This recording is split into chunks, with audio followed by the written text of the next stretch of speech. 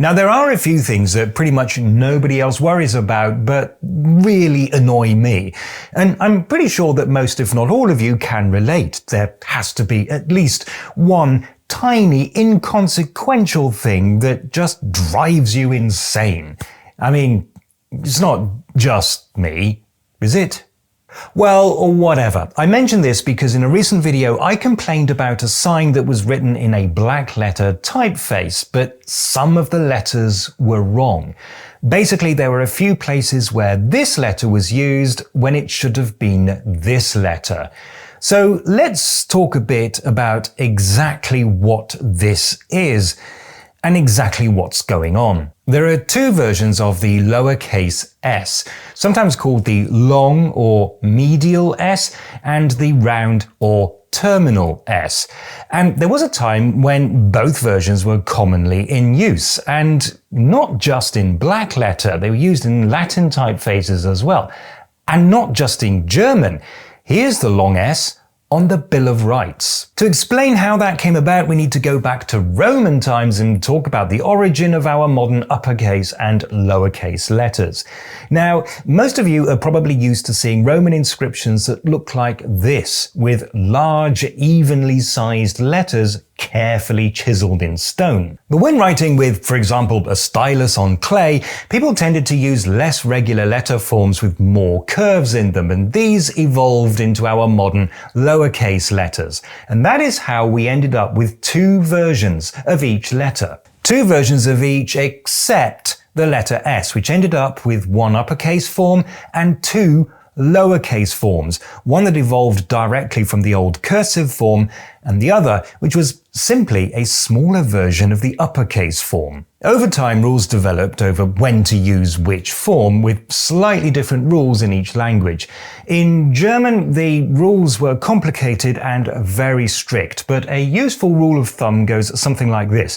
If it's the last letter in a syllable, write a round S, otherwise write a long S. And this kind of thing isn't all that unusual. In the Hebrew writing system, some letters have a different form when written at the end of a word. In the Arabic writing system, letters can have up to 4 different forms depending on where they appear in a word. And interestingly, the Greek letter sigma has 2 lowercase forms, one used at the end of a word and the other used everywhere else. In German, there are some rare cases where using the different forms can help to avoid ambiguity. For example, this word might be kreischen, which means screaming, or Kreischen, which means little circle. If we use the long S, we can differentiate between Kreischen and Kreischen. But the long S does have one major disadvantage. It looks confusingly similar to a lowercase f, especially in a black letter typeface like Fraktur.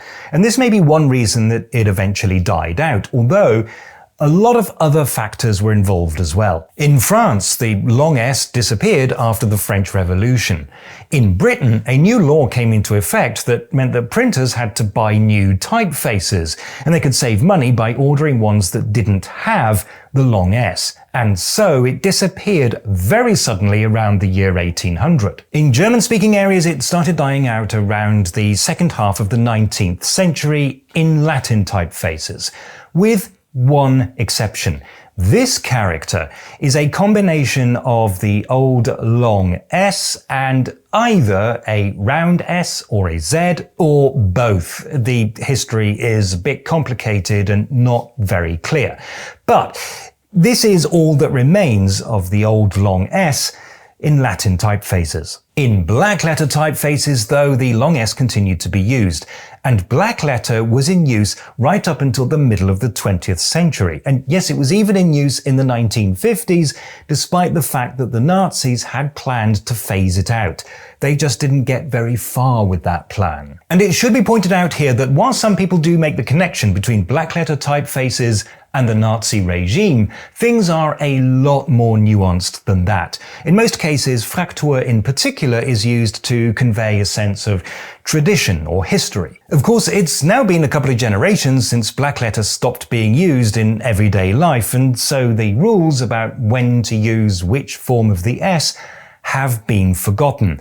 And this is what's happened with this sign. Since it talks about the renovation of an old house, Fraktur was chosen in keeping with the overall historic vibe. But what's interesting is that usually when I see the lowercase s being abused, it's by people using the round s when they should be using the long s.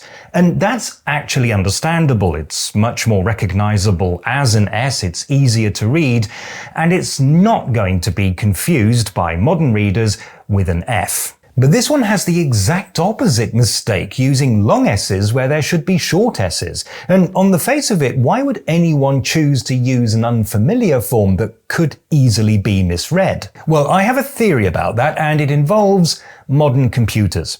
You see, if you want to write something in a font like Fraktur, you have to have that font installed on your machine. But this is a style of typeface that has two lowercase s's installed on a system that can only cope with one. Most of these fonts only have the round S, and that works even if it makes purists cringe a bit. But when I'm making a video like this, I want to get it right, and so I need a font that also has a long S. And I use this one. It maps the long S to the usual lowercase s on the keyboard, but the round S is mapped to the plus sign. And for some reason, the plus sign is in turn mapped to the yen sign. But who am I to complain? I'm just happy to have found a black letter font that includes a long S. But what this means is that if you type out something normally in a word processor and then just change the font to this one, it's going to indiscriminately use a long S for every lowercase s that you've typed. If you don't understand the rules about the long S, or that you need to type a plus sign to get the round S, you're going to end up with a text that just looks really very wrong. As I say, this really is a trifling matter, and honestly, who cares? Nevertheless, my immediate reaction on seeing that sign was, ugh. But at least I got a video out of it, and you seem to have enjoyed it because you're still here. And that really is the most important thing. Terminal S. And there was a time when both were commonly used, and not just in blackface. How embarrassing.